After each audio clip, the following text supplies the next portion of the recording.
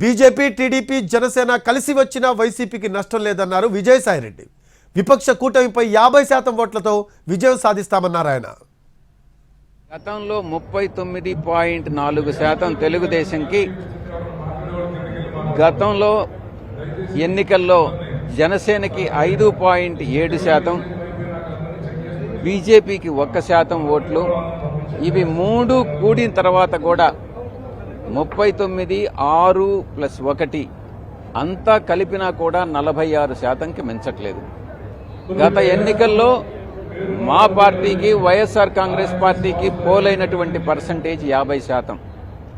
100% vote ఒక party నుంచి ఇంకొక పార్టీకి ట్రాన్స్ఫర్ అయిందని అనుకున్నప్పటికీ కూడా కాదు.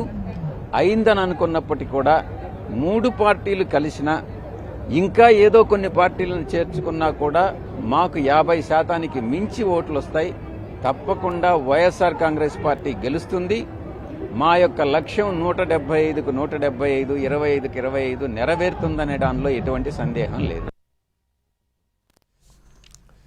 చంద్రబాబు విలువలు, సిద్ధాంతాల గురించి మాట్లాడటం హాస్యాస్పదంగా ఉందన్నారు విజయసాయిరెడ్డి. అధికారం దాహం తప్ప రాష్ట్ర ప్రయోజనాల గురించి ఆయనకు పట్టదన్నారు ఆయన. కమ్యూనిస్టులతోనూ, కాంగ్రెస్తోనూ, బీజేపీతోనూ, టీఆర్ఎస్తోనూ, ప్రతి రాజకీయ పార్టీతో పొత్తు పెట్టుకుని కాపురం చేసినటువంటి పార్టీ తెలుగుదేశం పార్టీ. అటువంటి పార్టీ నాయకుడు విలువల గురించి, సిద్ధాంతాల గురించి మాట్లాడతాడా? అతను అధికారమే పరమావధిగా, తనకు అధికారం కావాలి, ఎలాగైనా సీఎం కావాలి అనే ఒకే ఒక లక్ష్యంతో అతను ప్రయత్నాలు చేస్తున్నాడు. కానీ రాష్ట్ర ప్రయోజనాలు అన్నటువంటివి అతనికి లెక్కలోనే లేవు.